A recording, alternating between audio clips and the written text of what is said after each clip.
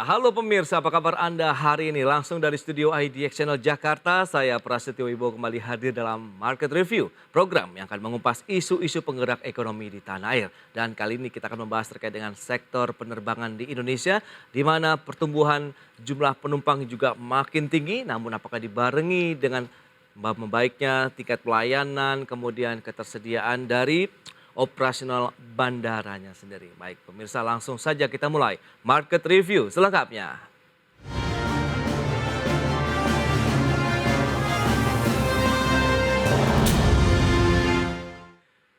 Ya, pemirsa, merendahnya pandemi COVID-19 dan pencabutan kebijakan PPKM di akhir tahun lalu menjadi momentum kebangkitan industri penerbangan nasional. PT Angkasa Pura II Persero mencatat jumlah pergerakan penumpang per Mei 2023 mencapai 7,14 juta penumpang, tertinggi dalam 3 tahun terakhir pasca pandemi COVID-19. Seiring dengan meredahnya dampaknya pandemi COVID-19 dan dicabutnya kebijakan pemberlakuan pembatasan kegiatan masyarakat atau PPKM akhir tahun lalu telah menjadi booster pertumbuhan positif kinerja industri penerbangan di tanah air.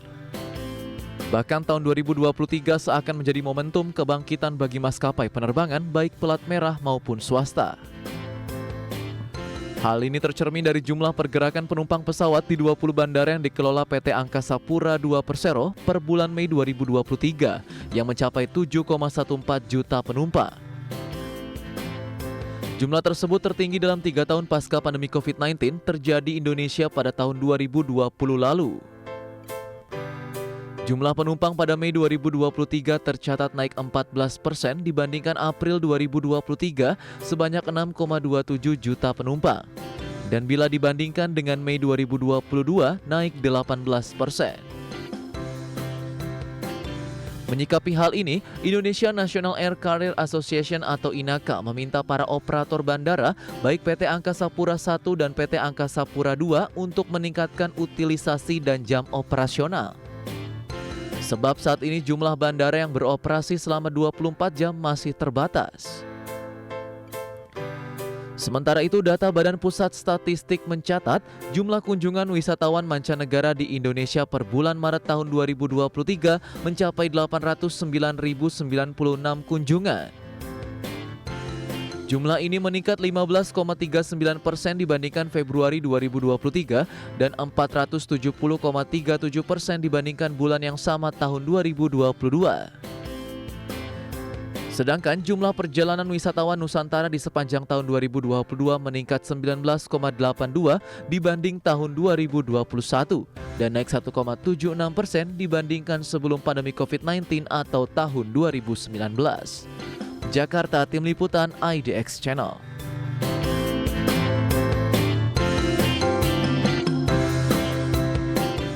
Baik pemirsa, untuk membahas tema kita hari ini, tantangan industri penerbangan hadapi lonjakan penumpang, sudah tersambung melalui Zoom bersama dengan Bapak Bayu Sutanto, Sekjen Indonesia National Air Carriers Association atau INACA. Ya, halo, selamat pagi Pak Bayu. Pagi Mas Prasetyo. Ya, Dan salam pemirsa sehat. semuanya. Terima kasih juga Salam atas sehat. waktunya Pak Bayu. Langsung saja kita akan review nih menurut pandangan dari INACA sendiri terkait dengan industri penerbangan di Indonesia hingga saat ini setelah dicabutnya PPKM, aktivitas ekonomi sudah mulai normal kembali nih Pak. Silakan. Ya, baik. Jadi memang kita tahu semua dengan cabutnya PPKM akhir tahun yang lalu. Kemudian juga yang kedua adalah pertumbuhan ekonomi Indonesia yang tetap positif di atas 5%. Ini yang sangat membantu pemulihan industri penerbangan. Kemudian ditambah lagi juga pas timingnya waktu pelonggaran PPKM, kita pada saat liburan Natal, Tahun Baru, kemudian nggak lama kemudian diikuti liburan Idul Fitri, dan kita tahu di beberapa bulan April maupun Mei ini kan banyak libur weekend panjang ya, hari libur panjang.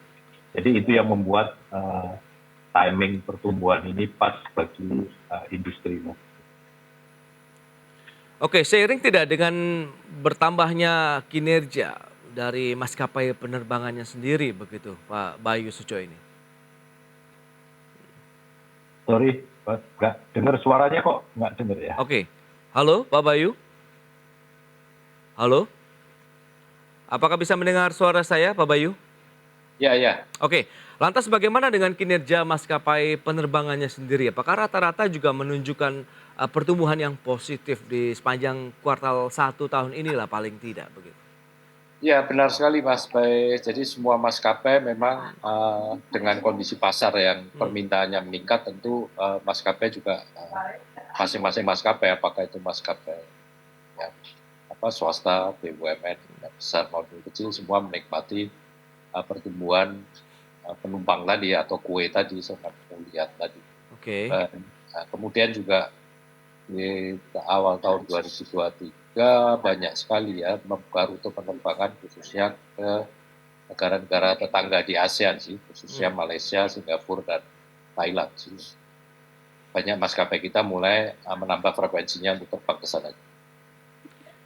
Oke, berarti sudah mulai ada penambahan frekuensi, berarti kesiapan dari maskapainya juga sudah cukup siap lah ya paling tidak untuk mengantisipasi lonjakan dari jumlah penumpangnya sendiri. Nah, ini Angkasa Pura II Persero mencatat begitu Pak Bayu, kalau kita lihat jumlah penumpang itu di bulan Mei tercatat sekitar 7,14 juta orang begitu ya di sekitar 20 bandara yang dikelola oleh AP2 begitu, tertinggi dalam 3 tahun terakhir pasca pandemi. Nah, Anda melihat bagaimana? Apakah lonjakan luar biasa ini juga sudah dalam artian terwakili dengan kesiapan bandaranya dan juga infrastruktur pendukungnya?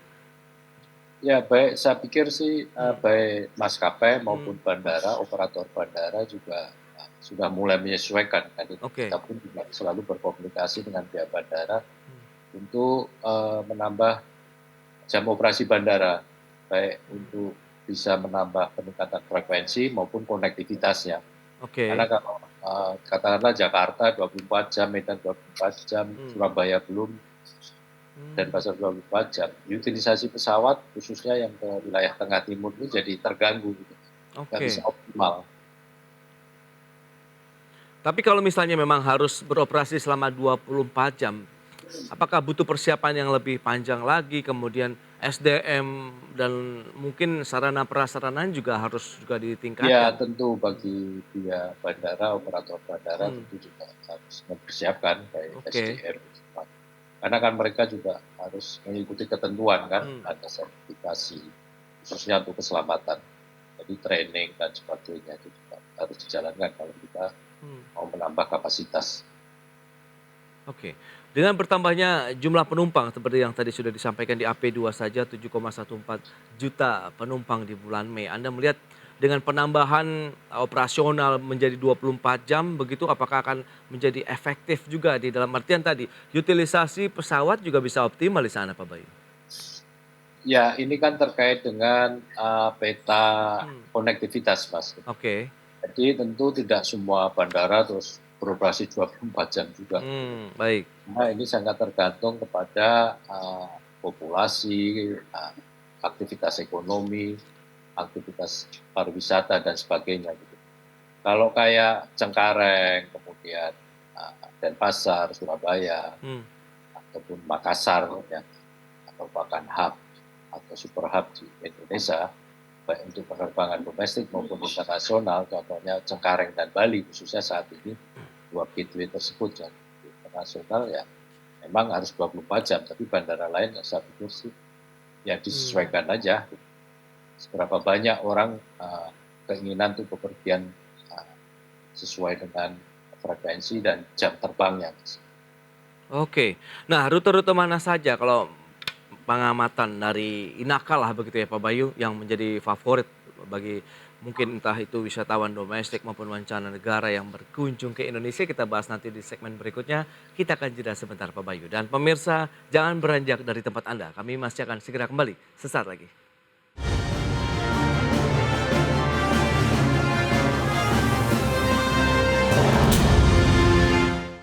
Ya, terima kasih Anda masih bergabung bersama kami dalam Market Review dan berikut ini kami sampaikan sejumlah data untuk Anda terkait dengan jumlah penumpang pesawat di bulan Mei 2023. Ini data dari Angkasa Pura II Persero. Ada 20 bandara begitu yang masuk dalam pengelolaannya, di mana di bulan Mei 2023 tercatat 7,14 juta penumpang. Dan kalau kita bandingkan dengan bulan Mei di tahun lalu, 2022 itu naiknya 18%. Tahun lalu itu di bulan Mei 5,85 juta penumpang, sementara kalau kita bandingkan dengan bulan sebelumnya atau April 2023 mengalami kenaikan 14% menjadi 6,27 juta penumpang di April, kemudian naik menjadi 7,14 juta penumpang di bulan Mei 2023. Baik, berikutnya untuk jumlah penumpang pesawat di Bandara Soekarno-Hatta saja ya per Mei 2023. Itu di sepanjang bulan Mei atau tepatnya tanggal 1 sampai dengan 31 Mei 2023 itu ada 4,51 juta penumpang begitu ya yang lalu lalang di Bandara Soekarno-Hatta, di mana domestik menyumbang 3,42 juta penumpang, internasional 1,08 juta penumpang. Berikutnya jumlah perjalanan wisatawan Nusantara maksud saya. Ini kita akan cermati pergerakannya dari tahun 2019 sampai dengan 2022. Sempat mengalami penurunan tajam karena adanya COVID-19 begitu dari tahun 2019 ke 2020 minusnya 27,36%, namun perlahan-lahan sudah mulai mengalami tren naik lagi. Di tahun 2020 524,5 juta perjalanan wisatawan Nusantara, kemudian 2021 menjadi 613,3 juta, tahun lalu 2022 menjadi 734,86 juta penumpang ataupun perjalanan ya, naiknya 19,82%. Nah, selanjutnya jumlah kunjungan wisatawan mancanegara Januari sampai dengan Maret 2023.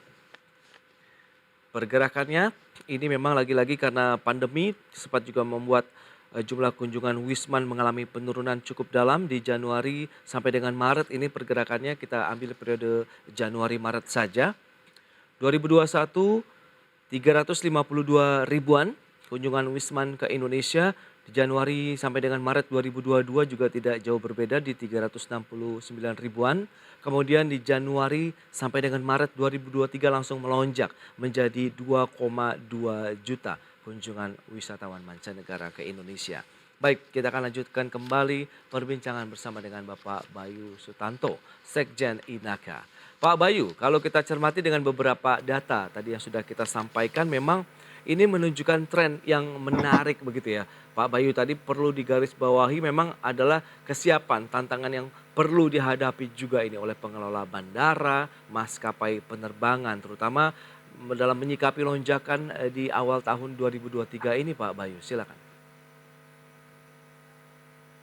Memang pasar sih ya no question ya udah tumbuh lah dengan di mana hampir semua negara bahkan WHO juga sudah mencabut status pandemi. Oke.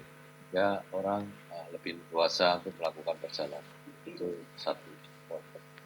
Dan yang kedua ya tentu para maskapai di Indonesia khususnya maupun regional menghadapi masih adanya carry over permasalahan di pandemi. Jadi khususnya untuk meningkatkan kapasitas untuk kembali pulih seperti sedia kala yaitu tahun 2019. Nah, ini kan perlu bertahap. Oke. Baik karena untuk menghidupkan pesawat itu perlu antri ke bengkel pesawat, kemudian training kru, ya tentu mempersiapkan inventory suku cadangnya juga. Ini masih menjadi tantangan. Sedangkan baik pihak bandara juga sama kan, kita akan mengutilisasi SDM maupun fasilitasnya tentu sesuai dengan permintaan dari maskapai juga, supaya tidak distinct sources atau artinya efisien atau menjadi efisien. Nah, tapi memang ada tantangan makro sih sebetulnya.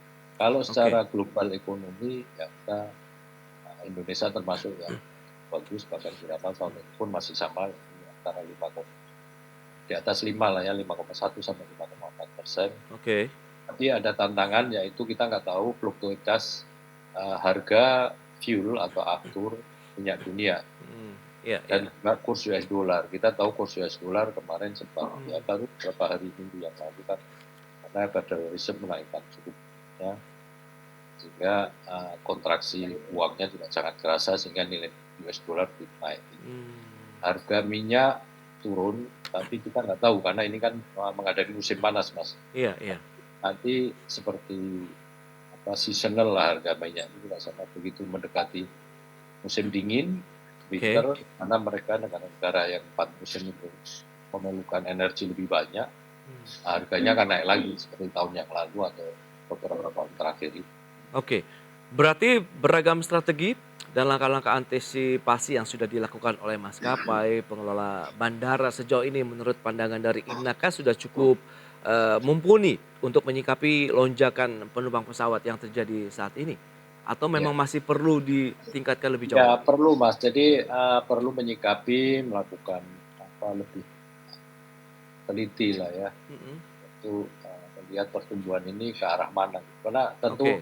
setelah 3 tahun ini ada perubahan juga di dalam negeri pun ada perubahan, rute-rute mana yang tetap gemuk, kemudian yang akan menjadi gemuk ataupun yang kurang karena Oke. ada seperti di Pulau Jawa karena ada tol Trans Jawa yang sudah sampai hampir ke ujung Pulau Jawa dari barat ke timur, tentu ya ini menjadi Iya. kompetisi antar modanya juga akan banyak orang yang menggunakan mobil pribadi seperti weekend kemarin kan, long weekend kemarin kita lihat jalan tol penuh semua orang pakai mobil sampai Banyuwangi, bahkan ke Bali udah ada kecenderungan orang naik mobil.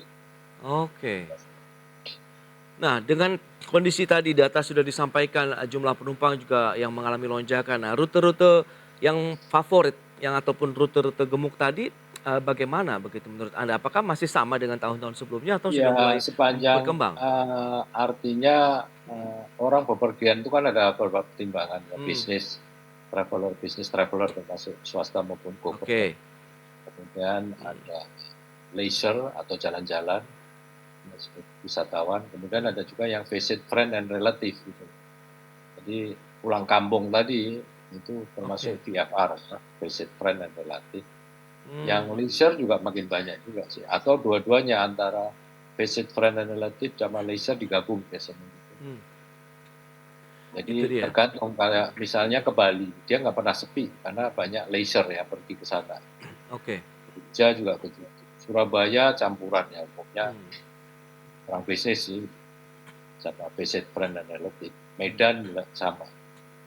Makassar, karena pertimbangannya Makassar ini kan hub untuk ke wilayah Pulau Sulawesi maupun lebih ke timur lagi, Maluku sampai Papua. Sehingga aktivitasnya juga akan bertambah juga.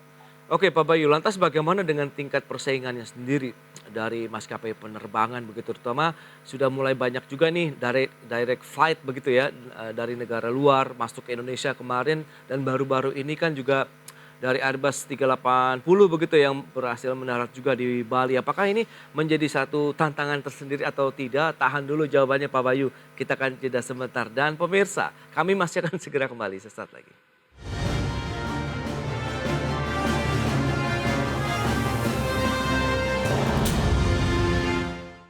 Baik pemirsa, kita lanjutkan kembali perbincangan bersama dengan Bayu Sutanto, Sekjen Inaka. Baik Pak Bayu, kita akan lanjutkan kembali. Ini kalau misalnya dengan kondisi yang ada, tadi ada beberapa poin yang Anda sampaikan, populasi, kemudian keekonomian, kemudian juga pariwisata ini yang mendukung pergerakan penumpang pesawat begitu yang mulai mengalami kenaikan lagi di sepanjang tahun 2023 ini. Lantas bagaimana Anda melihat dengan tingkat persaingannya sendiri di antara maskapai penerbangan nasional, Pak Bayu? Ya baik, kalau untuk maskapai nasional ya, industrinya memang persaingannya sudah mulai semua, tapi kan masing-masing punya segmentasi ya. Oke. Ya, kita tahu kita ada 11 atau 12 maskapai penerbangan pejabat atau airlines. Baik rute domestik ya, masing-masing punya segmen sih Mas, makanya mereka punya brand positioning yang berbeda-beda juga. Oke. Walaupun untuk rute yang sama lah. Karena kalau produk fiturnya kan sama ya, penerbangan duduk di kursi cabin pesawat, penerbangan makan waktu 1 jam atau 1,5 jam. Ada yang dapat makan, ada yang enggak, sama saja. Tapi kan tiap orang punya preferensi atau brand gitu. itu jadi tetap ada persaingan. Ya memang tugas regulator itu untuk membuat persaingan ini menjadi persaingan yang sempurna, ya, Oke. sehingga demand dan supply benar-benar mempengaruhi dan penumpang menjadi banyak pilihan. Kalau Oke. untuk rute internasional, Hmm. maskapai nasional juga ada persaingan, khususnya untuk penerbangan di negara ASEAN. Ini khususnya yang Malaysia, Singapura, dan Thailand, Hmm. memang, dan Vietnam juga. Ini maskapai nasional kita bersaing dengan maskapai dari negara-negara ASEAN juga. Oke. Tapi kan semua diatur dalam Air Service Agreement, kesepakatan di dalam ASEAN Open Sky bahkan gitu. Sehingga ya siapa Oke. yang jeli dan siapa yang mampu bersaing, ya tentu akan yang lebih. Baik, untuk penerbangan internasional yang direct flight itu bagaimana Pak Bayu? Baik, karena untuk maskapai kita Hmm. kan belum mana ada, baik karena memang turis Indonesianya tidak pergi ke sana maupun tidak ada turis pesawat Hmm. kita tidak maskapai kita tidak terbang ke daerah sana. Oke. Makanya untuk rute jarak jauh seperti contoh yang Hmm. kemarin Pak Rasdo sebutkan minggu yang lalu ya, Airbus Iya. 380 dari Emirates terbang langsung dari Hmm. Dubai ke Denpasar. Hmm. Secara teknologi memang pesawatnya mampu terbang itu dan terbang banyak. Tapi untuk pesawat segede gitu dan terbang dari Dubai ini kan umumnya pesawat transit juga, karena Emirat ini penerbangan Timur Tengah ini banyak menerbangi dari Timur Tengah ke Eropa Oke. maupun ke pantai timur Amerika biasanya. Hmm.